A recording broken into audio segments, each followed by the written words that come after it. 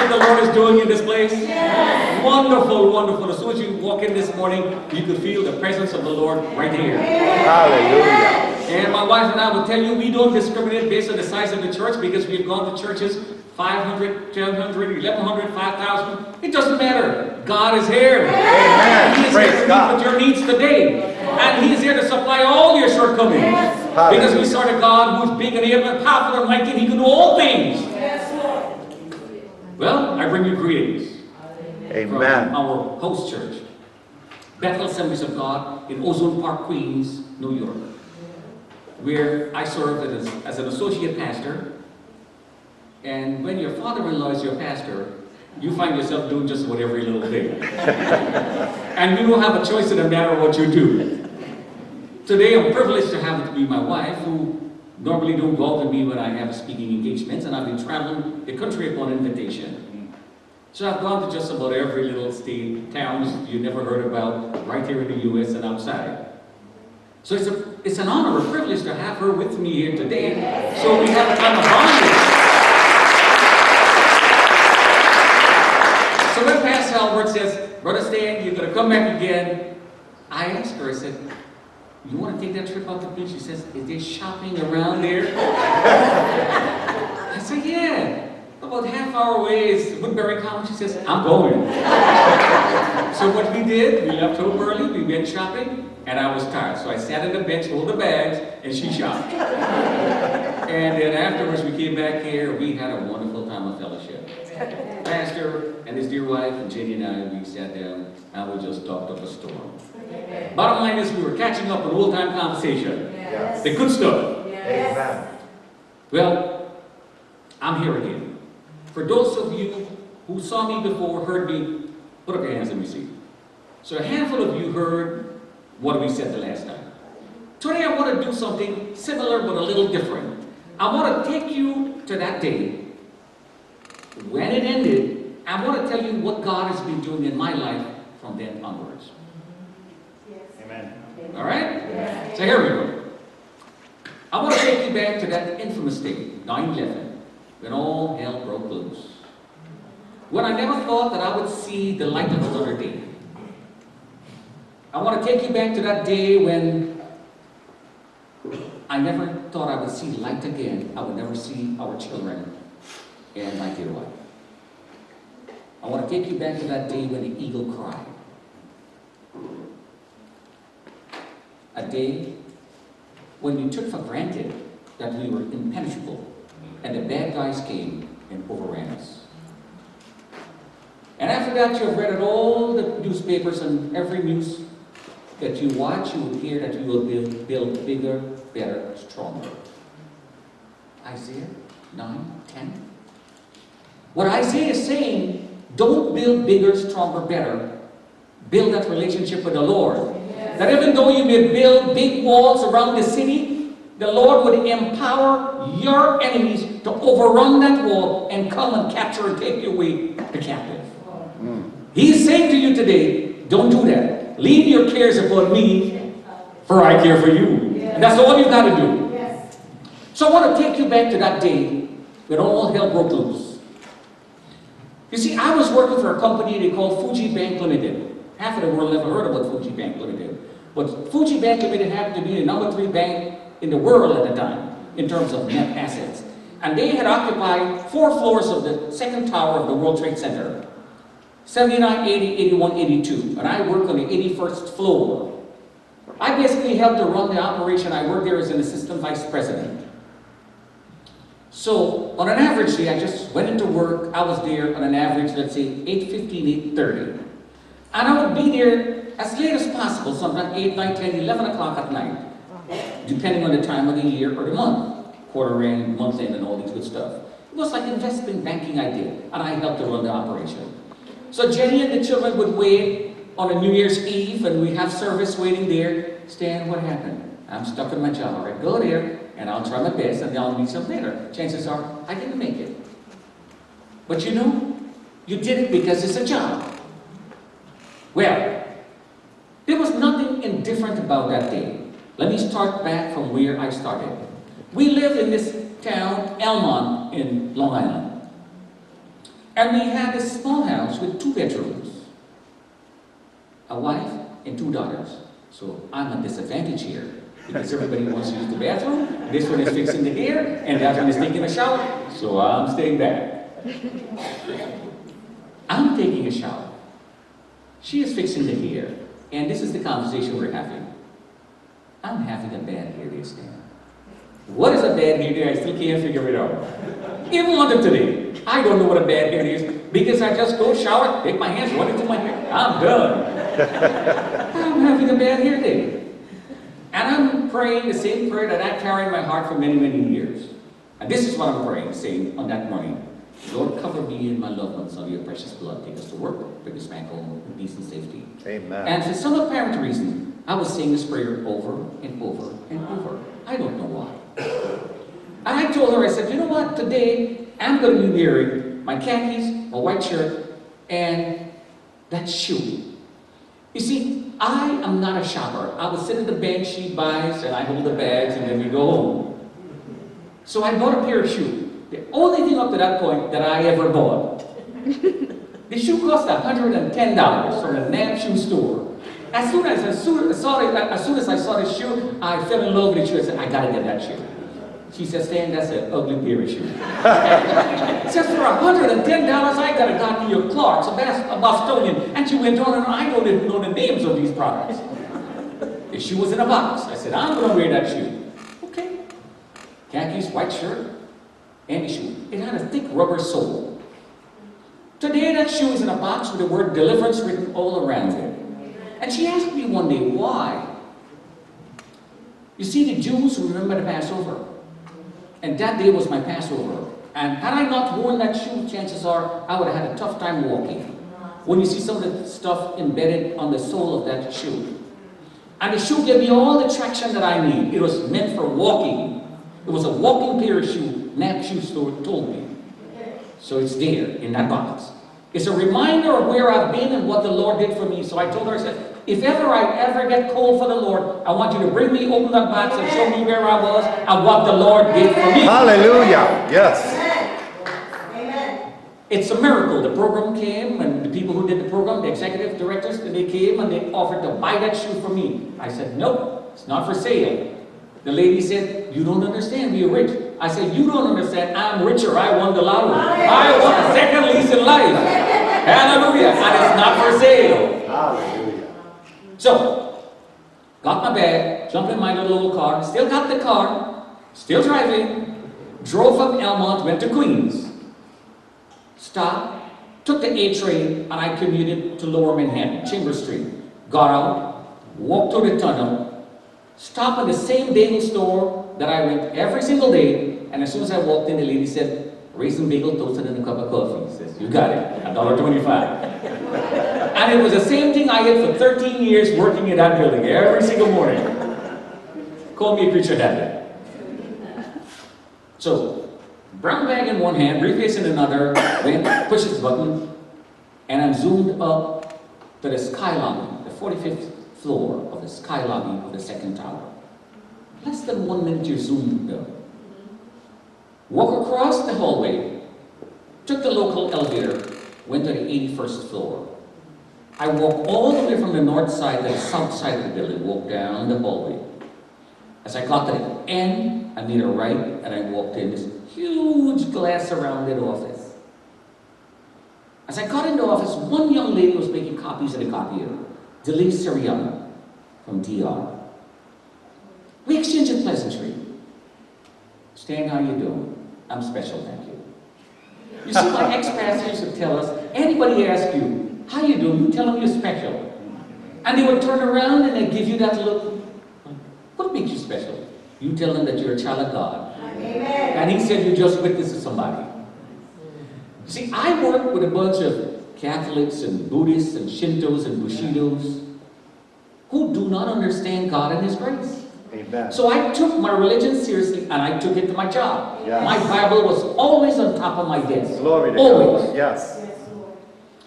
Denise, how are you doing? I'm fine, thank you. She was making copies there, and we were in the middle of a consolidation with 2 other large Japanese banks, IBG, Industrial Bank of Japan, and DKB, Daiichi Kangyo Bank. So we were putting three conglomerates into one entity. Massive product, massive undertaking. And because of that, I had two desks. This is where my phone is, and about 6 to 8 feet, that is where I'm going to be seated. But they didn't switch the phones off around yet. So, as I'm walking towards the desk, the phone rings. But down there, everything, pick up the phone. Yeah, my mother is on the phone. Are you okay? Yeah. And my brothers, Steve, Paul, Bill, asked me the same question.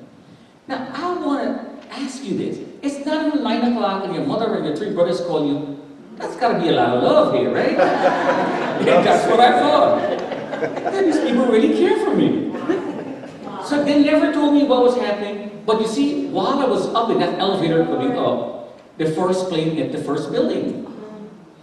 The building is soundproof, so I was in the elevator, did not hear anything. Had I known that a first plane had hit the first building, chances are I would not have been in there. I would have been out. Yes. So, I hung up the phone.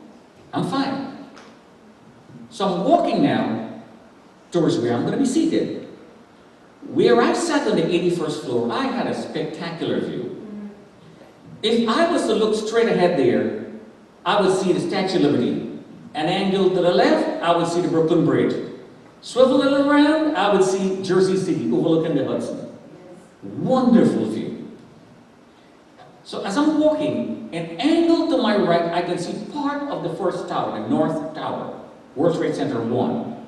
So I worked in the South Tower, Trade Center 2. And what I saw there was chunks of fireballs falling from the sky. I don't know what it is. You see like a huge chunk like this, on fire, bam, on the ground. So I went close to the ledge, and I'm looking up. Looking. I can't see the top, but I see chunks of fireballs.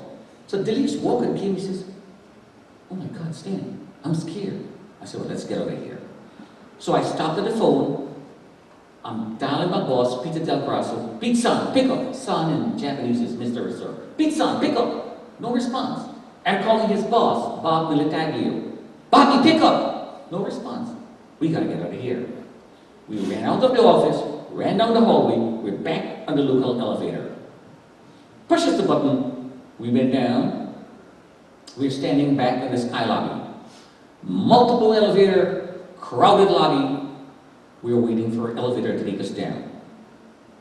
All the big shots from our offices, head of human resources, the CEO, all these big shots, they're standing right there. Delise and I, 20 of us. The door opens up right in front of us and we stepped in. The door closes, not a word is said, we are on the ground floor. Now the door opens up in front, it opens up at the back. Well, the door opens, I stepped out. I stepped out, and there's a little turnstile, and then you would have been in the lobby, and then you go your way. The security guard says, where are you going? I said, I'm going home because I saw fireballs coming down. No. The building is safe, it's secure. Go back to your office.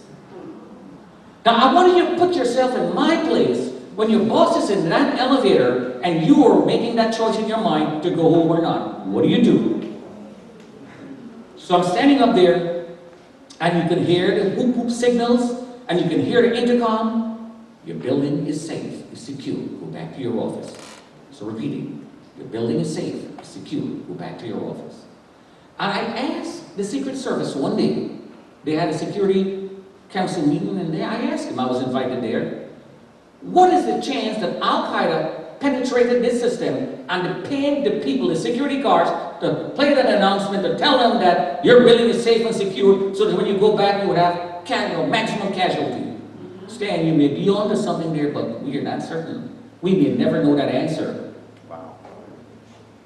Here I am standing up there. Jack Andriacchio is holding on one side of the door. You know, like when the elevator doors are closing and you hold on to it, it doesn't close? So Jack Andriacchio is standing up holding on to the door, one side, and Manny Gomez is standing up on this side. I'm standing up outside. And Delise Soriano said, Stan, I'm scared, I want to go home. Well, take the rest of the day off. Go. And that was probably the wisest, best decision I ever made in my entire life. As this young lady is walking away, she's turning back looking at me. Are you sure? Go. I don't know what I'm telling her. And you can hear the chatter in the elevator. We have got an operation here to run. No, I'm running the operation. She's going home. And that felt good talking to your bosses like that. I'm not that person. I've always been a submissive employee. But on this day, I saw it fit. She's going home. And she's gone. And this young lady is walking. She's turning back, looking at me. She's gone. And I have to make the choice to get back in. And Manny Gomez is looking at me, smiling. And Jack Andriacu says, come on, Stanley, man. You're not scared. And I'm still not sure what I should be scared of. Didn't know that the plane hit the first building, and here I am making a choice to go back in. And I'm reliving this whole thing in my heart now. I'm standing up, reliving, should I go in this elevator, should I not? And I'm reliving 1993 when they bombed the Trade Center the first time. When I was working on the 79th floor on that day, I think it was February 26th of 1993. And my supervisor at the time, she bought Chinese food. I remember she bought pork chops and rice and Chinese cabbage and a hard-boiled egg plop right on top. And she and I are having lunch. Sophia at 1. It was about 12:15 or thereabout. And all we heard was boom, this big sound. You see, the guys, they took a truck with 1,200 pounds of explosive and they went in the basement level, walked away, pressed that remote control, boom, and the thing exploded. And when that explosion occurred, the building just shook. And within seconds, the smoke rose from the vents. The lights flickered and the place got dark. And all hell broke loose. Screaming, we're gonna die, we're gonna die. And I sat down there and I ate that pork chop, Pastor. I said, Lord, if I'm gonna go today, I'm going with a full stomach. And you know, thank God I did, because I got up 2 o'clock the next morning. So I'm reliving all this in my head. And I made that choice to step back in that elevator. I stepped back and the door closed. And we were zoomed up again. Less than 1 minute, we were zoomed up to the sky lobby. And I can still remember the faces of all these people in the elevator who I will never see again.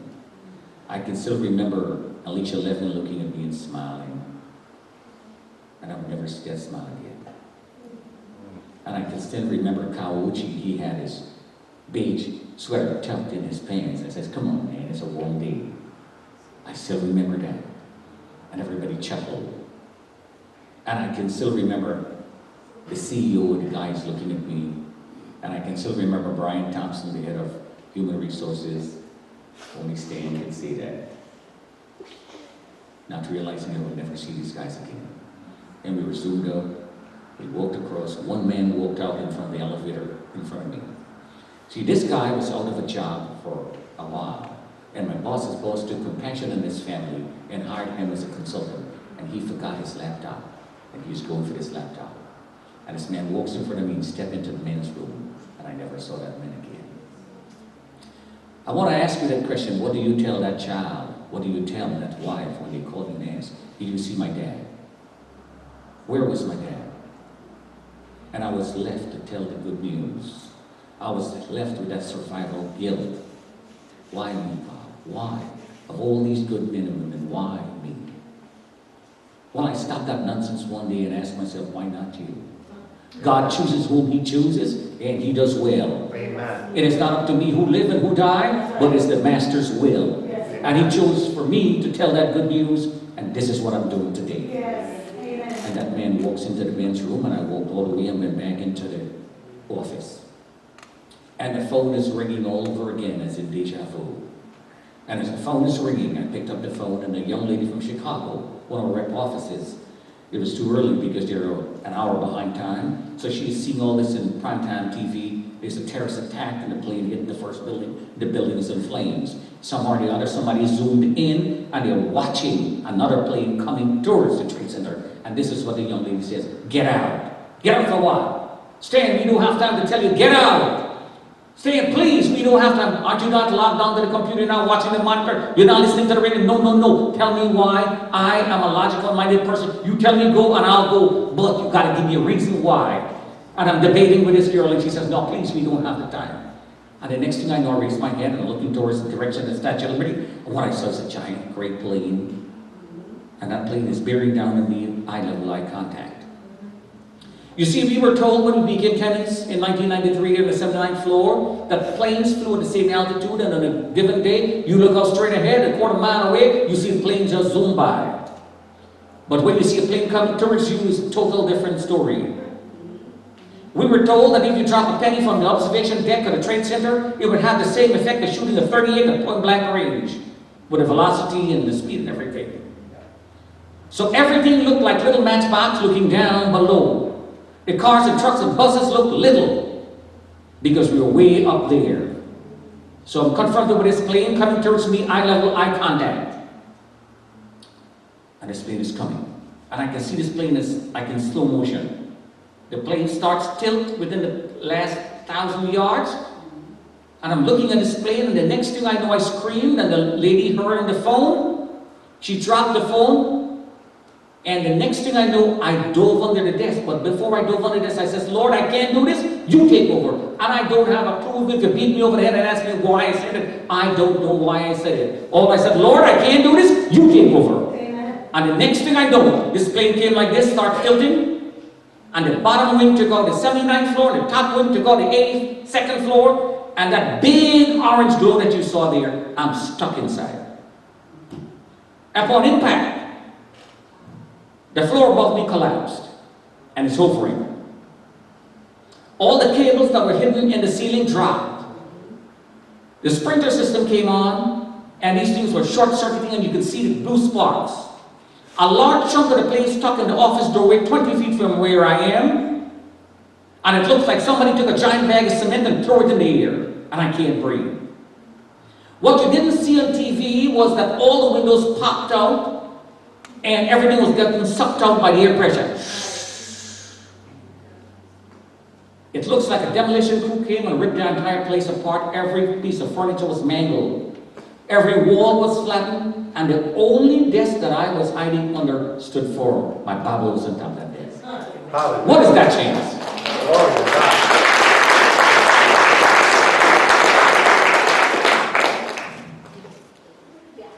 It looks like a war zone. In the real world, the plane crashes and you die.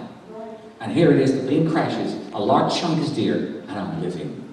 All around me, there are flames.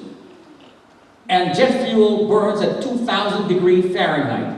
And here I am, not a hair is singed. What is that chance?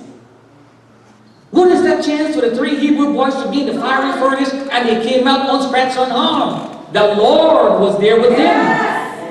But let me tell you what is happening behind the scene, and you will understand how God is intervening when you pray.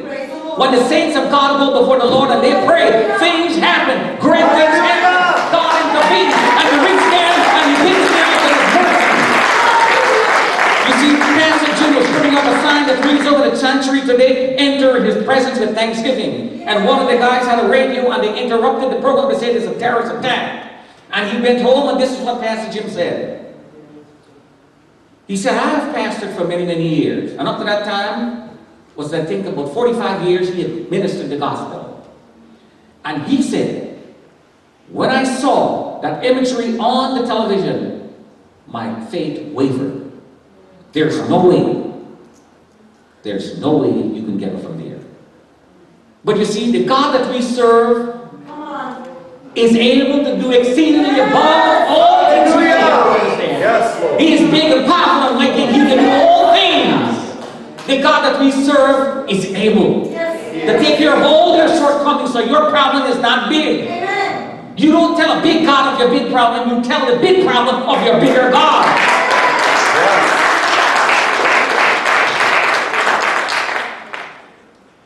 So here I am under the desk, and I'm pushing the degree 111. And I'm seeing this floor over me, hovering like this low. My God, this floor is going to collapse, and I'm going to die. And if that misses me, well then all this heat around me, surrounded by flame, I'm going to be dead. I'm going to be burned up. And if that misses me, well, I will get electrocuted. One way or the other, I'm dead. Or or I'm going to get sucked out by the air pressure. And I started to scream. Lord, I don't want to die. Please, Lord, send somebody, anybody to help me. And that first scream, somebody heard at the other end of the floor and had a flashlight shining like this. What is that chance? You call on God the first time and he hears. Hallelujah. Hannah's been praying for years for a man child. Can't get the child. Rachel is not having the baby. Leah is having the baby. Sarah is waiting for 25 years and the promise is not fulfilled. And Stanley Praimnath called and says, Lord, send somebody, anybody. And God heard that cry. And he reached down in his mercy and he is telling me, help my way.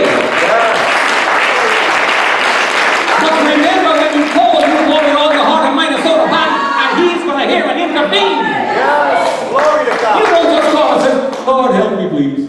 You call like you mean it. Yes. And God is going to hear that prayer and he is going to intervene. Yes. It did not happen to you the same time. But whenever it happens, it's the appropriate time. Yes. The person had the flashlight and he is shining it like this. Please wait for me. I got temporarily deaf when the plane hits the building. Bam! So I couldn't hear the poor man, even though he was responding, I'll wait for you. I couldn't hear.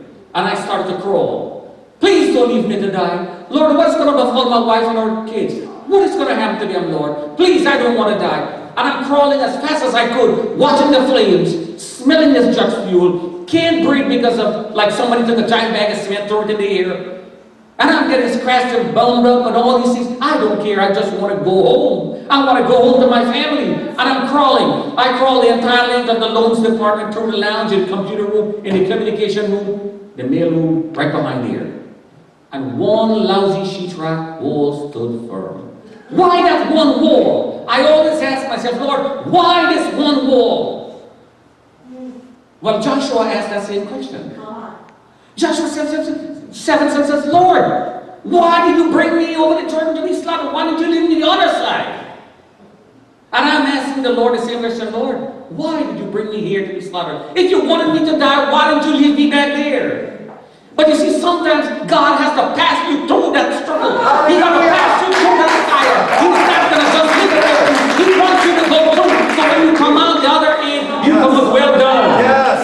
Yes. You come with unscratched, unharmed. You just smell of smoke, but you were not burned. Yes.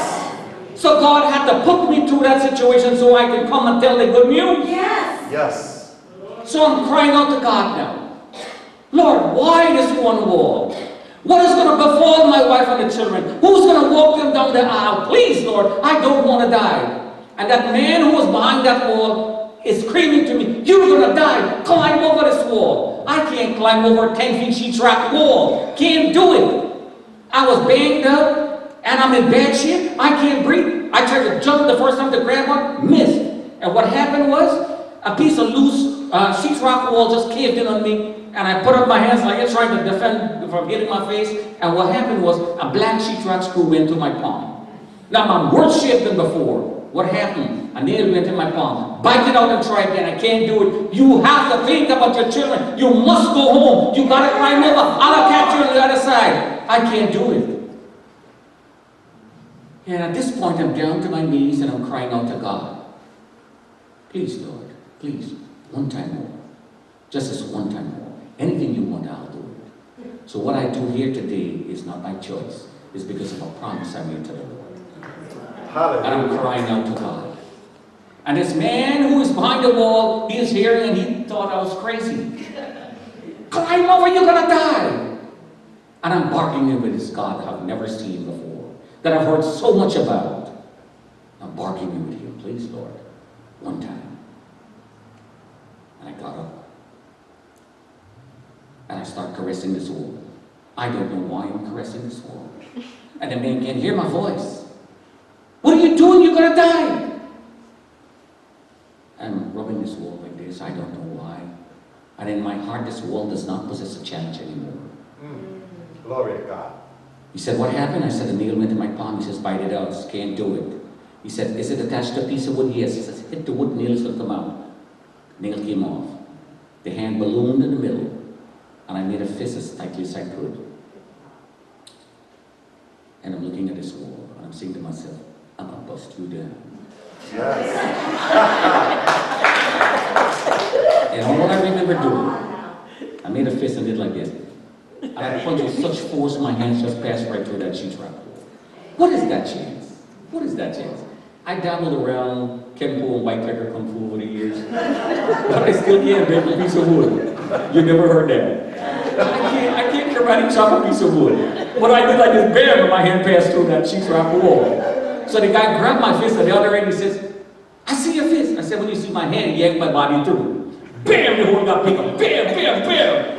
And I stuck my head, stuck my head, and he gave me a headlock. One fluid motion. It was a one shot in a lifetime. Guy did like this. Grabbed me around the neck, and somehow or the other, he grabbed a piece of my arm. And he pulled with such force, and I squirmed, and I flew over that wall. And I knocked him off his feet, and we rolled down 10 flights of stairs. And when we landed, I landed on top of this guy. And I don't know how to thank this man who just saved my life. So I hugged the man around his neck, you know, still on top of this guy, gave him a kiss on the cheek and said, what are you doing? And he got up, fixed his tie, his jacket, and he says, Brian Clark. And I said, Stanley Praimnath. He said, you're gonna die, you know that? But he held on to my hand, did not let go. And this hand that was lacerated, he took his left index finger and very gently he starts to rub this wound. And this guy looked at me, stared me in the eyes, and he told me something I'll go to the grave with. This guy said, all my life I lived as an only child. I was born and raised in Canada. I always wanted a brother, but I don't have one. But today I found that man. Wow. And this good old Irish man put his hand around my shoulder. And he took my right hand, and he had a gash in his left palm. And he rubbed it together. He said, from today, you're my blood brother. Wow. And today, I'm the guilty one of not picking the calls ever so often. He calls me all the time, leave a message, and then 2 weeks later, I call. He's got all the time in the world because he retired. He went on early retirement. I went back to work. So from Monday through Friday, I work with another Japanese man. And then on weekends, whenever I'm invited, I travel. And when I'm not doing that, I go to church and spend all day. So Sister Jenny is by herself, cooking, cleaning, and doing what she's supposed to do. What she's supposed to do. Sorry. Does what she does best. Amen. I gotta make sure. And we started that long journey home. You had to walk 10 flights of stairs, turn and a landing, another 10 flights of stairs, then you cover one floor. We had 80 floors to go. 80 floors to go. Brian later told me that he was coming down with a group of 6 other people. And when he heard that scream, he stopped to investigate. Because there was a big pile of debris there. And the other people thought something worse was happening and they went back up and they made the wrong choice. Because he stopped to investigate, he lived. And the other people did not make it. Brian said on CBS and CNN and BBC, he said the same story over and over. He said he was in a bubble. He was glued to the floor, and there was something powerful in that screen that kept him there, that even if he wanted to, he couldn't have moved. And his wife, Diane, later told me, Brian is allergic to smoke and to dust. Brian said he was comfortable and he was fine. Wow. We walked all the way down. We stopped and we saw one man only. Jose was coming up the stairs somewhere from the 76th floor, and he worked with Brian, and he had a walkie-talkie, and somebody had called, and he was going up to rescue him. And Brian introduced him to me briefly, and we never saw that man again. We stopped somewhere at the 46th floor. I couldn't breathe, and I was in the best shape of my life. Couldn't breathe. I can't walk. And Brian was propelling me. And I can remember telling him, and he keeps saying, what are you saying this for? It's going. It's going. The building is going. You gotta hurry. He asked me later on, how do you know this? I don't know. He said they were just mumbling. It is going. The water was just cascading down the stairwells, and that lucky shoe was giving me all the traction that I needed. And through the cracks in the wall, you can see the flames are just licking off the office space. And we're running below. We're running. And Brian stopped, put his hand on the door, and there was no heat. He opened up, walked into the office, and he called his wife to tell her that he is fine. And I can hear the conversation. I have this fella here from Fuji Bank. He's in bad shape. I'm going to take him home, but we're coming home. That is what he's saying to his wife. When I called my wife that day, tried to call her, she had worked in her building, and I never visited her because of security reasons. I never wanted to go to metal detectors and all just to meet my wife, so I never went to visit her. I just knew the address of that place. So I called, and when I called, her supervisor at the time, Louise, answered the phone. And Louise listened to what I had to say, and I said, if you get in contact with Jenny, you tell her that I'm on my way home. But something caught my attention on the floor,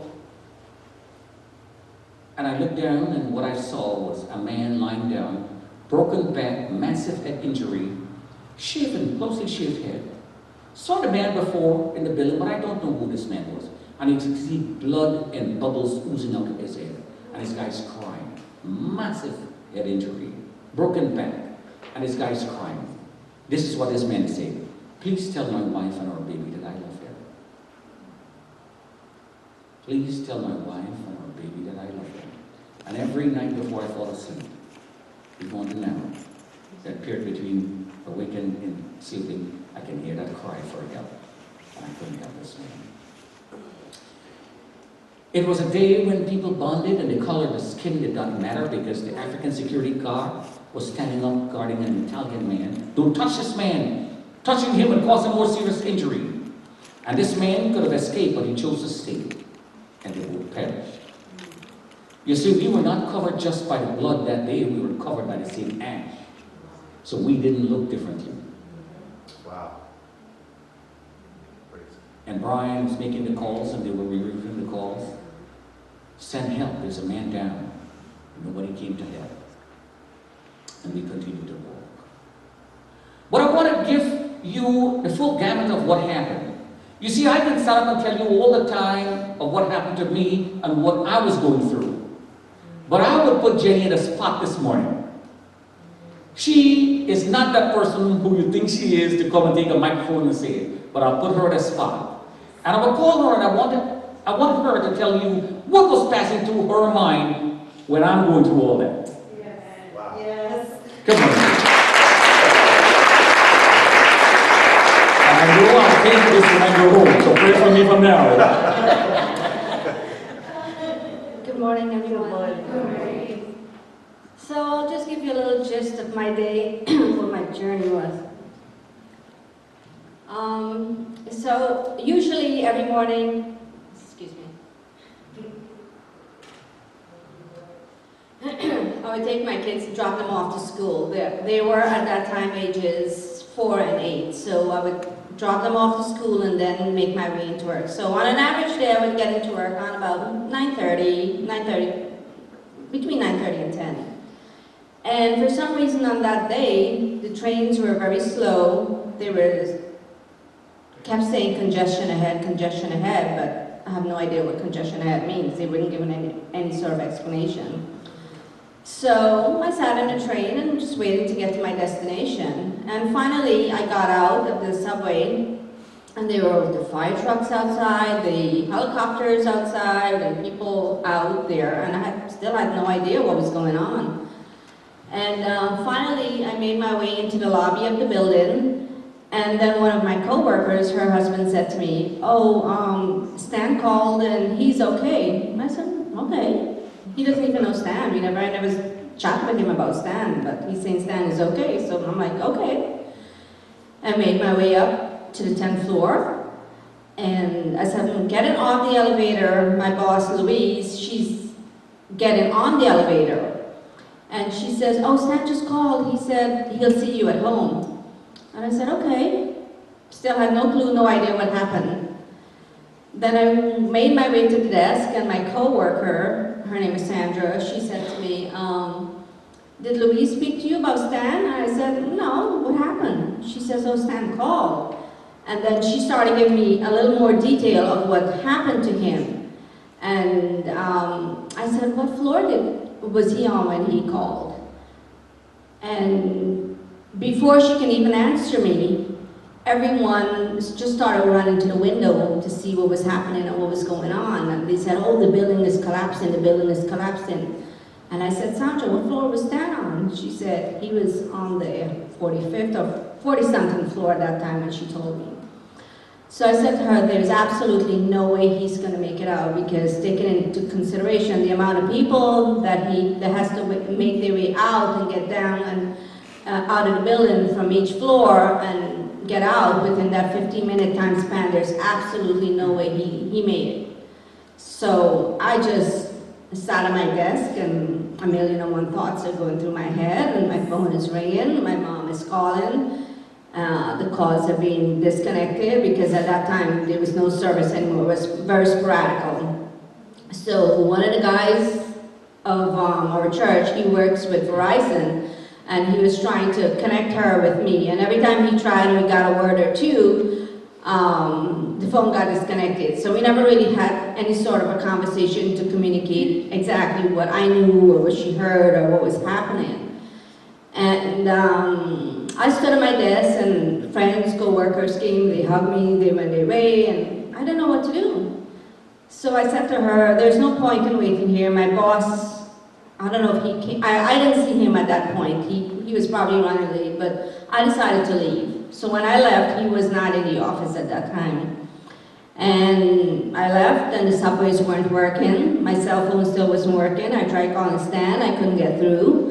And I just went outside and went and stood outside of the building. And just outside of our building was a little park-like sort of area. It had some benches, and I sat and I waited there because I didn't know how to get home, how to get to my car, because the subways weren't working.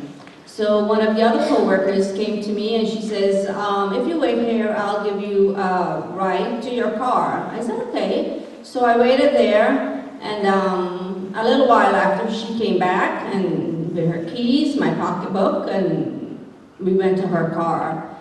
And during the journey for her to take me to my car, my cell phone rang out of the blue. And it was Stan.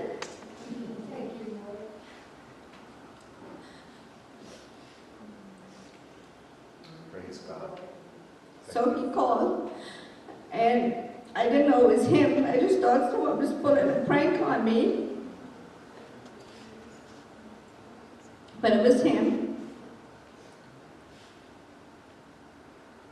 He called, he said, everything is okay. Briefly told me a little bit of what happened, and he said, okay, I'll see you at home. And he eventually made his way home. And that was my big day that came to light. But I always remember the song my daughter always sings in church, that no matter what your situation is, God will never leave you. He will never forsake you. He'll always be there for you. You may not know when, you may not know why, you may never understand, but He'll always come through for you again and again and again.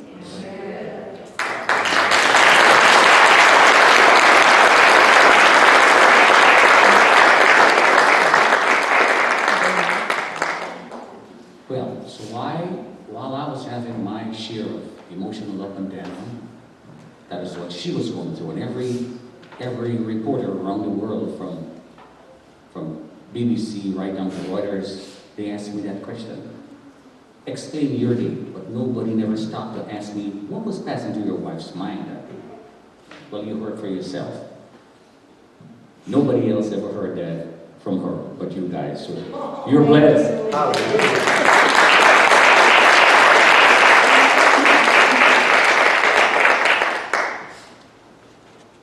So we continued walking. We made our ways to the lobby level of the Trade Center. When we got down there, the only people we saw were the firefighters and the cops and the EMS workers, men and women in uniform. And they were belching orders, go, go, go, run, run, run. Do not look up, do not look around, just run to liberty. Liberty was then a street, now it's total freedom. Do not look up, do not look around. And Brian and I decided to run for it. Hand in hand, we were running. It looks like a scene from Forrest Gump, and the people cheering us. Go, go, go. And we were running with everything we had there. Roped around 4 blocks at the Trade Center. And we were running. And not one piece of fallen debris or broken glass touched us. When the psalmist says, you will be covered under the shadow of the Almighty, I was covered. Hallelujah. And we started to run. And we were running, helter-skelter. We don't know where we're going. But we're just running, and I just bumped into this priest.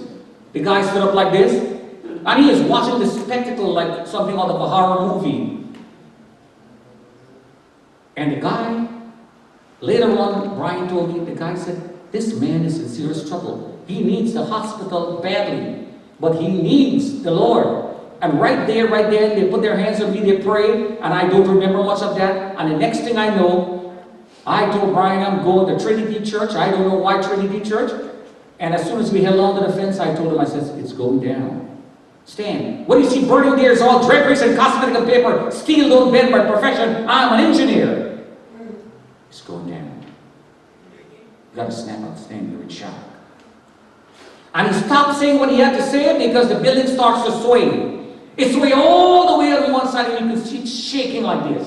Then it went back like this, and it started shaking again, leaning all the way again. And you could see the people leaning with the building. The ladies were taking on the high heel shoes, they were throwing it away. Some people were swearing, they're cursing, some are praising God, and the not so able are getting trampled. And it looks like all hell broke loose. And the building starts to shake, and you can see it. And the next thing we know, the building starts to implode, one floor after the other like a pancake. Boom, boom, boom. Because we were hiding behind the backside of the Trinity Church, when the building imploded, the church took the blunt force of everything that should have hit us. Boom. Wow. So the Lord was protecting us every step of the way. Yes. And the building imploded, and everybody started running like crazy. Because the building went down like this, it created a large vacuum, and all the smoke that was in the cross street in the air was dragging it towards the core. So the people who were roped around 4 blocks, all of a sudden you see the smoke is coming like this and enveloping them. It looks like a giant tsunami of smoke. Oh my God, what is happening? And Brian and I got separated from each other. And I'm screaming, Brian! And he is screaming, I can hear the sound, but I don't know where this man is. And in my heart, this man was my guardian angel. He came to save me. He pulled me out of Sodom and Gomorrah, and the Lord rained fire.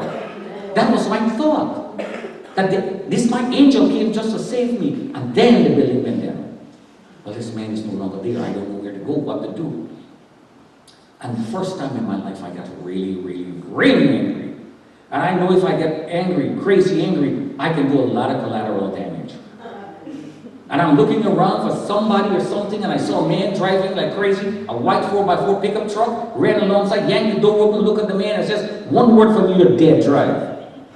And the guy was scared, and he had a white box of cigarettes on top of his dashboard. He reached, he says, here, smoke. He said, no man, I had enough smoke for one day. And that livened him up a little bit, and he says, we're to Brooklyn Bridge, go! And he reached the ramp of the Brooklyn Bridge. I jumped out, thank you, and I'm running again. Get out of my way! 40,000 people on top of the Brooklyn Bridge, 55,000 people works at the Trade Center, 16 acres of shopping down there. This was massive. This was like a city within a city. Yes. And I'm running now in my head, they're bombing the financial area. I gotta go save Jenny. And I'm on top of the Brooklyn Bridge because she works right over the Brooklyn Bridge, but I never visited. All I know was the address. So here I am, running, screaming, and I bump into this big guy. And now I'm saying, well, now Stan, you're gonna get it now. The guy turns around, he took compassion on me. What happened to you? I said, I just came with it. Oh my God, you need the hospital, man. He introduced himself as, what did he introduce himself as? Albert de Leon. He said, my name is Albert de Leon, I'm a senior counsel for French Bank. Ask me anything. I said, you just show me where that building is. I don't know. He said, I live right behind that building. What is that chance? One person, 40,000, know exactly where you're going. This is God sending people my way every step of the way to help me out. The saints of God is praying behind the scene. The ladies group was in church and they're praying. The pastor and his wife is praying. So God is sending help my way. The powers of prayer. I told the man, I said, but I'm not going. He said, what do you mean you're not going? I said, because they're hot wired this bridge and everybody on top of it is going to die. Now, I'm a logical-minded person. So the guy looks at me like, all right, you probably know something I don't. So we sat there with people jumping over, running. He says, I want you to listen well. And you could hear the F-16s hovering over Lower Manhattan. And he said, what is that? I said, that is Uncle Sam taking care of business. He says, come on, let's go. I was in Vietnam. I says, all right. And we start to run. And we reach the lobby of the building where my wife works. And the guy says, oh, no, you're not coming in here. Oh, the monitors are out and they know it's a terrorist attack. You look at this brown man and says, he probably say, yeah, he's one of the bad guys. Oh, no, you're not coming in. So Albert is making so much noise, and I took a karate stance and said, come on. And by then, her boss heard what was the commotion, and he's running coming towards us. Somebody on the receptionist know that I'm looking for Jennifer in the legal department, and her boss is running coming towards us. I never saw the man but one time only, I think briefly at the Christmas party, 3 minutes, and that was about it. And this guy did an act that I would walk away remembering for the rest of my life. As the man came towards us, he pushed away the security guard. What are you guys doing? Stan's a good guy. This man had no undershirt, but he had a white shirt. I had lost my shirt, and this guy unbuttoned his shirt. He said, come on, Stan, take my shirt. Give this man anything he wants, but make him well. We have an emergency general council meeting, Stan. I can't stay here with you. Give him anything he wants, make him well. And he was gone. A nurse came and said, give me one of her jackets. Give back the man his shirt. If this Bible was to be rewritten in modern days, this man would have been the Good Samaritan. Wow. He was gone. The nurse came, tried her best, to take care of the little room, clean me up a little bit. Stan, I cannot send you home with a car because they shut down the parkway and the trains are not running. But let us go down to the A train. Well, lady, in my mind, why are you going to take me down to the A train, the train that I got to go home with, if the train's not running? She insisted that I take her sandwich, a bottle of water, and an apple she had for lunch. No. And she was upset, so I said, sorry, give me the water. Put it in my pocket. And we walked down. Well, they shut down the subway system. How am I going to get home? I'm on the ground. Like magic. That's the only way I can describe it. I heard the train came in the subway platform there. The doors open up right where I'm standing. Not a word is said. I step in the train and the door closes. I said, this train came only for me. What is that chance? The lady can't believe it. She's got her hand in her mouth like this. And as the train is pulling off, she's running alongside the train, waving me goodbye. It looked like a scene from the book, Goodbye is Not Forever, Amy George. Read that book sometime if you get a chance. The man is banished to the salt mines of the tundra because of his ideology in the Soviet. And his wife got a little baby, 2-year-old, clutched at his side, running out alongside the train as the husband is going away. She will never see him back because nobody survives the tundra 20 years. And he whispered, and she can read his lips, goodbye is not forever. So it looks in my head like a scene from that novel. It's a true story, by the way. And the lady looks, and the train is gone. And the train stops. Every time the train stops, I poke my head through. I'm afraid to sit down now. The bad guy's going to come again. I look out like the conductor. I didn't see anybody. Train goes again. Stops. At the stop, I got to get out. I got up now, got to my car. When I got there, I'm swollen.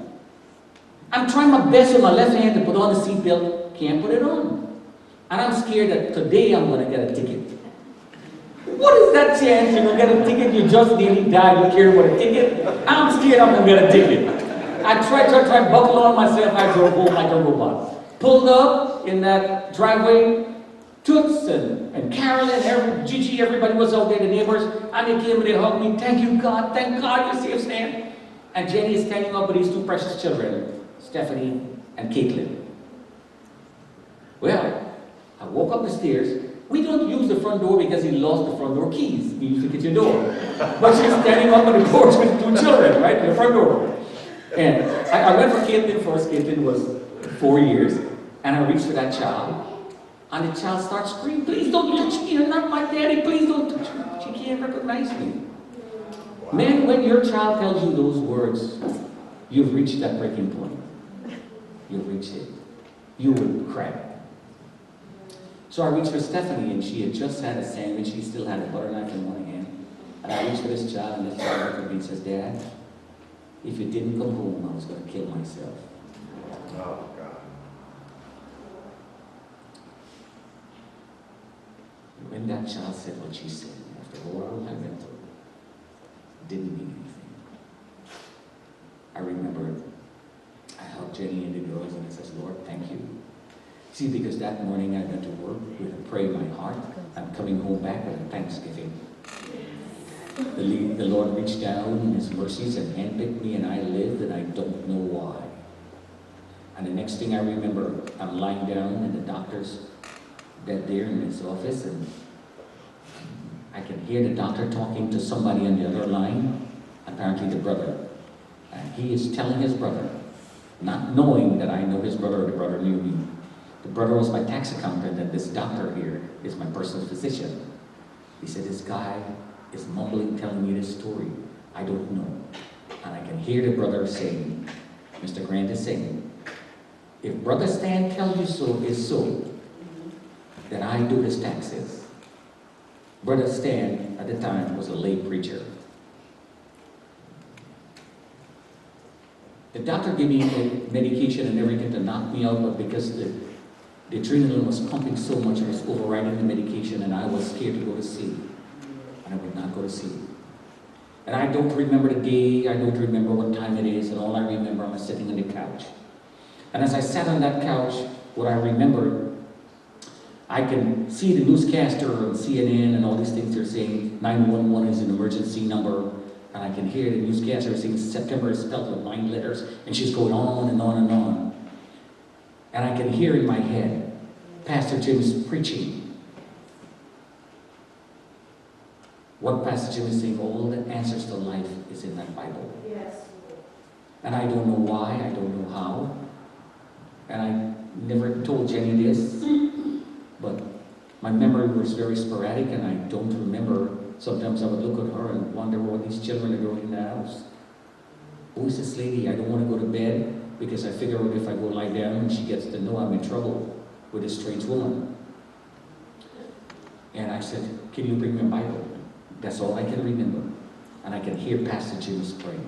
I can do all things through Christ who strengthens me. Yes. That's all he's saying. Amen. All the life, answers to life is in that Bible. Yes. And the next thing I remember, she brought my Bible and she's giving me like this.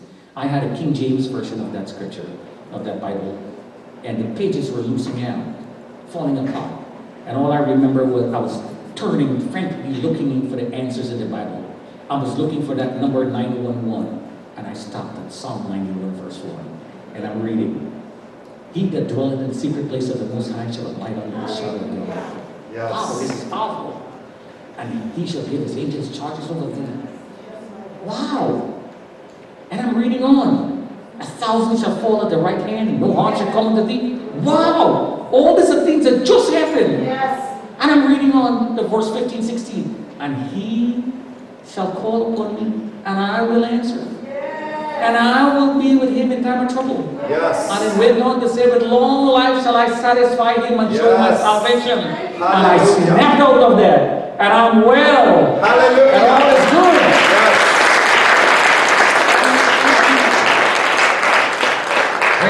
I started to heal. Now this is where that ends. What happens to this guy Stanley Praimnath? Whatever happened to him? Well, he experienced a miracle. I want you to understand that when the Lord healed the 10 lepers, the 9 ran away laughing, jumping for joy. But the one stopped and went back and he said, thank you, Master. I want to be that one person who cried and said, thank you. I want to go around. I want to tell the people of God in His grace. I want to tell you where I was. I want to tell me what He did, how He reached out for His mercy, when He handpicked me, when I should have died, when the devil said no, God said yes, when the devil meant for bad, God turned it around for good. I want to tell you that I live by the grace of God. And I want to go around and tell people that God is able to make exceeding abundant above all we can ask for Him. The God that we serve is big and powerful and mighty. If you call Him with your heart and mind and soul, He will hear and He will intervene on your behalf. So now, the big problem starts. God did a miracle in my life and I lived.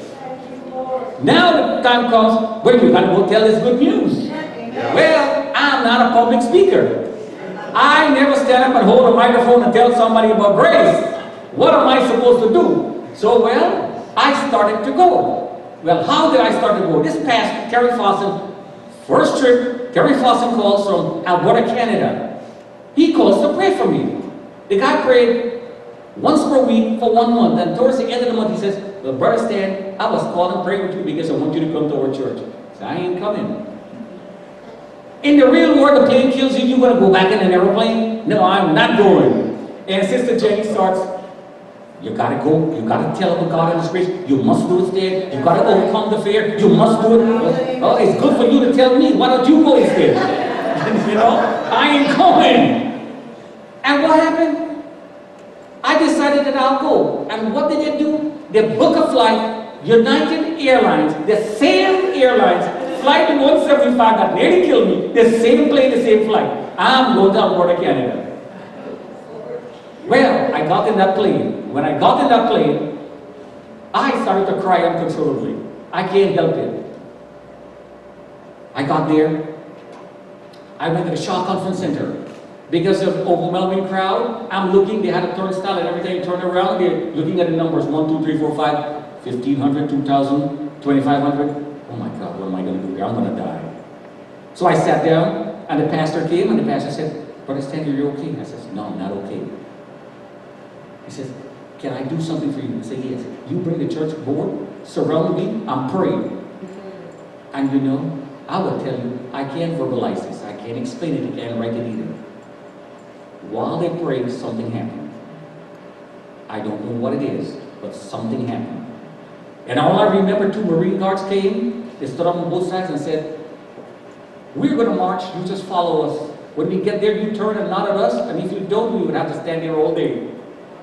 And I said, all right. And I walked up. Chavez was running the consulate in Quebec, and he was invited there, and because of that, all the Marine Guards and everything was there. He was the guy who ran the embassy in Africa when they bombed it and stuff.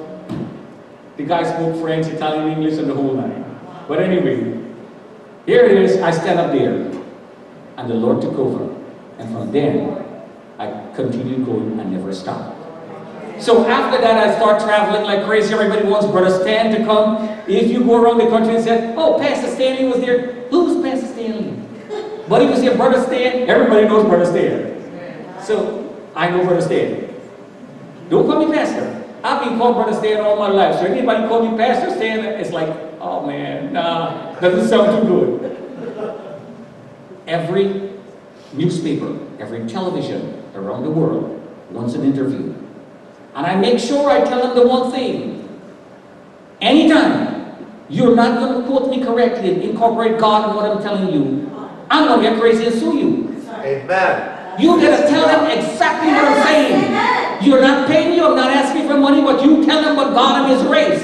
So my way of saying thanks is to tell you what God and His grace, and you send it all over the world. So one way or the other, you're hearing the gospel being preached. And I'm not one leper that was cleansed. 700 Club came and did an interview, and when they did that interview, they said they were going to send a copy of the tape, never did, and what they did, I called them back, and the guy said, hey, Brother Stan, does the number 751 mean anything to you? No. Well, he said the first night of the year, that tape, 751 people called in and they surrendered their life to the Lord. Hallelujah. I went counseling, and the first day I went counseling, the counselor says, you can sit down, lie down, stand up, do whatever you want, tell me what happened. By the time I was done, she was in tears, and I'm like, wait a second, you're supposed to be a strong one, you're crying? So I decided to tell her about the Lord, and I witnessed to the counselor and said, so if God wants you to do this, He is going to make that rough path smooth. You don't have to share the business card. I don't have a business card. You don't have to. But if you will tell somebody, I want to hear Brother Stan will come. So my job is to go and tell the good news. Yes. So I've been doing that. So what happened to this guy, Brother Stan? Brother Stan decides that he will no longer be who he is, but he's going to be the apple of God's eye. And in my mind, what I have to do to say thank you is to tell the good news. Yes. So I started having this nightmare. Over and over I would have a nightmare. What I would dream is, I would dream and I could hear a sound, and this is the sound. You are not doing what you're supposed to do. And I don't see the person. I don't know who the person is. And the next thing I know, I'm speaking in a church in Springfield, Missouri, and when I got there, the pastor said, Brother Stanley, you be careful, what happened? I said, man, I can't sleep. And we were in a parking lot, and he said, let me pray for you. And the next thing I remember, like somebody flipped the switch in my head. I got told, Sister Chetty said, she would ask me all the time. Every time I went out, she would ask me the same question. Was there a good harvest of souls? Tell me what happened. I ate here, I went there, I did this. Wonderful. But something happened. What happened? Pastor Scott Temple prayed for me, and things became clear. Because we couldn't figure out that dream I was having, and that nightmare. I would feel as if in that dream, my skin and bones are falling apart. And I would get up hyperventilating. Oh God, I can't go to work. I can't live like this. And she's like, I can't help you, Stan. And I said, you know what? I think I'll be a pastor. And she says, I never wanted to get married to a pastor because my dad has always been my pastor. Yes. I said, well, you married to me. You know what I married a pastor? You married to me, right? You're not a pastor. And she says, you don't know the struggles the pastors go through. You don't understand on a day-to-day basis what happened. And that hardship that they go through. I said, so where did that leave us? I said, you're going to give me a check for $1,000. What are you going to do with $1,000? I'm going to enroll in Global University in Berean Bible College, and I'm going to study.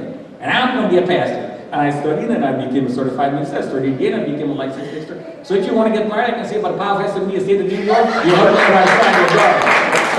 The only thing is when you want to get divorced, I can't help you there. Yeah. But you know what? God is able to do the impossible. What God did in Stanley's life, God can do in your life. Yes. All you have to do is tell him like you mean it. All you got to do is say like you mean it and believe that he is able and he will do it. Yes. Today is your chance because salvation has come to your house. Yes. Today is your turn because your victory is about to be taken over. Today is your shortcomings are coming to an end. Today your prayer is coming to an end. Today all the situation that you have is coming to an end. That child that you have that gone astray, that parent that you have is on a drug, that money that you have that you can't pay your bills, that situation that you've been praying about, that promotion, that house, that whatever the situation, God is able to do it, and today is your day. But do you believe that God can do it? You gotta first believe that He is God. You gotta first believe that He died for your sins. You first gotta believe that He has risen from the grave. You gotta believe that He has gone to prepare a place for you. You gotta believe that He's coming back again to take you to Him. You gotta believe that you're gonna reign and rule with Him through all eternity. And if you believe that, you become born again. But if you believe God is able to help you with that problem, get up from where you are, come to this altar, we will pray, and you will have that victory today. Today is your day. This is where the buck stops. This is where all that shortcoming comes to an end. This is where the friend doesn't have to help you anymore. You're going to tell him, I've got the victory. God did it for me today. So make your way to this altar. We will lay hands, and God is going to do a new thing in your life. Today is not just another day. Today is a new day with new mercies renewed. Today is a new day in your life. A new chapter starts. That boy that you like, that you think you like, that you're not certain, God is going to make it clear for you.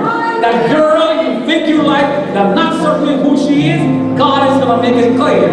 So make that one step and come forward now that you stand, and we're going to lay hands. And God is going to meet your needs. God is going to take care of all that. And you know what? That doctor who gave you that report, that is not certain what's going to happen, that sickness that you had, that you were bothered about, that knee problem that you got, that blood pressure that you have, that blood sugar that you got, that cancer report, it is all true. Because I believe in the report of the Lord. I don't believe in the report of God. And I know that God is here in this house. All you got to do is reach out and you latch onto Him and you tell Him that I love you. And He is going to take care of all.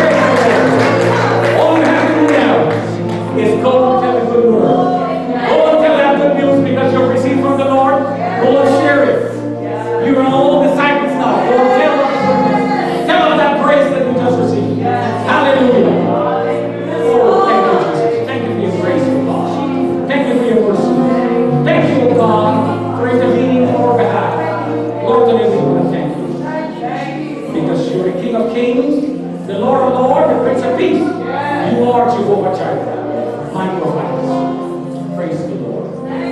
Give the Lord a hand of praise.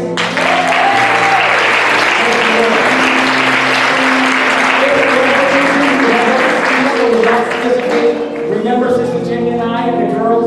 Stephanie is married. Caitlin is going to be 21-year-old. All is good. I went back to work. Sister Jenny is back to work. Sister Little one is finished college. Hopefully by then, yours truly is out. And I will do full-time ministry. So remember us in prayer. Praise the Lord.